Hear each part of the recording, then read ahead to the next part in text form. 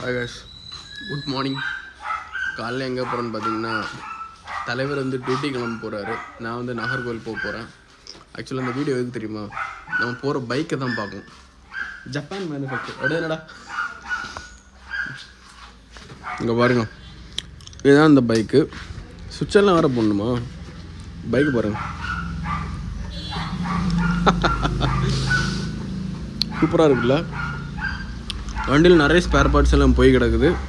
இந்த பைக்கை பற்றியே ஒரு ரிவ்யூ வீடியோ போடலான்னு இருக்கேன்.